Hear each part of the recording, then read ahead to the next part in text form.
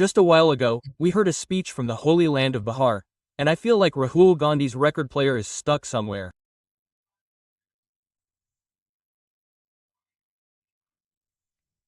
He repeats the same things over and over again. He only talks, but doesn't act. Today, he said this briefly: "We will bring social justice to all, OBCs, extremely backward, EBCs. We will fight for their rights and advance reservations. We will protect the Constitution." Quote.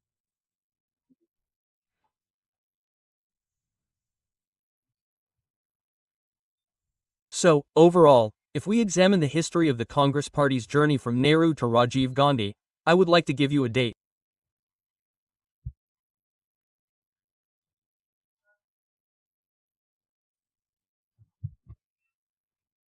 On September 6, 1990, Rahul Gandhi's father, Shri Rajiv Gandhi, delivered the longest speech of his life in Parliament against reservations.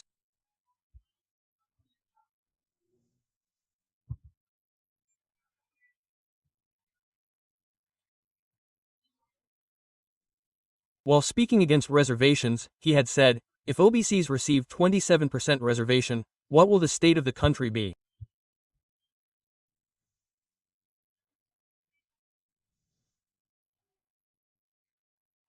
Just think about it. The situation in the country will deteriorate, talent will be compromised, and we should move towards a casteless society. Quote.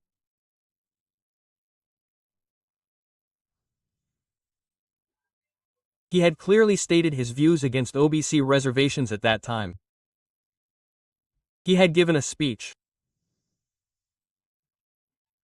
At that time, my father had spoken against OBCs, but today, these nepotistic kids are speaking in favor of OBCs in a different tone.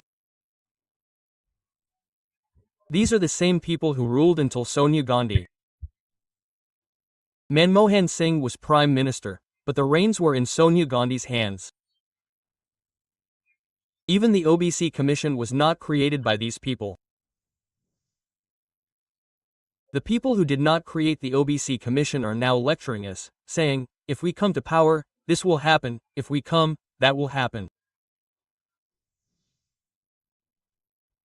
Just think about it, their politics of appeasement is limited to one religion.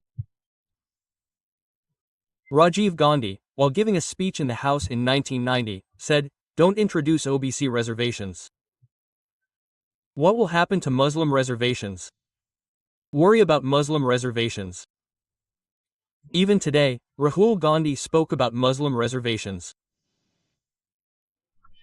There's talk of a caste census in Karnataka. Narendra Modi instituted it. He declared it. Our country's OBC Prime Minister, Narendra Modi, announced a caste census a few days ago. It was announced in Parliament. But why haven't the results of the caste census in Karnataka been released yet? Why did it have to be conducted again? Why is there a silence within the Congress Party? Why is there a rumbling within the Congress Party in Karnataka? What is the reason that even through the caste census, the Congress Party is engaged in minority appeasement in Karnataka? Look, have you ever heard of castes like Kurba Christian, Brahmin Christian, and Vakaliga Christian? They've created 26 such castes in Karnataka, using them to snatch away the rights of those who deserve reservations.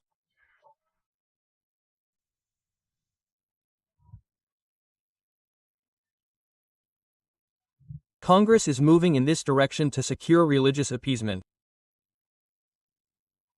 This is why there's unrest within the Congress camp in Karnataka.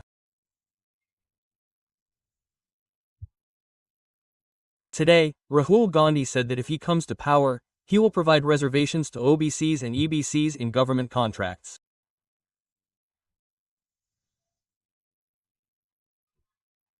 Remember, he's in power in Karnataka, and there, only Muslims were given 4% reservation in government contracts and tenders. The Bharatiya Janata Party also argued that this was a case of blatant appeasement. So, naturally, the lollipops they're offering you today are actually a script being developed behind this appeasement. I also want to say that a few days ago, I think 3 or 4 days ago, the NCP expressed its opinion on reservations on a certain channel.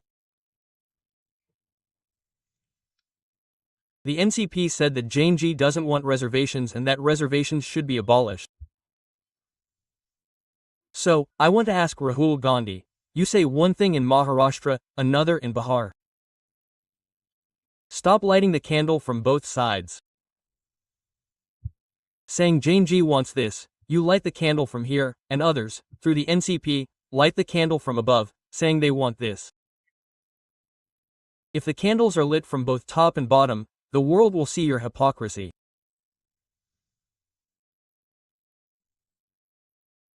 I have to say with great regret that this is the same Congress party that, after Sonia Gandhi's orders, dragged their OBC national president, Sitaram Kesri, by both his hands and legs, and locked him in the bathroom. Literally, locked him inside the bathroom. Don't take this as an exaggeration. I'm not lying. Go and see how Sonia Gandhi treated an OBC national president. He was lifted by his hands and legs and locked inside a bathroom. And for 75 years, the same Congress party kept matters related to the welfare of OBCs locked inside a room.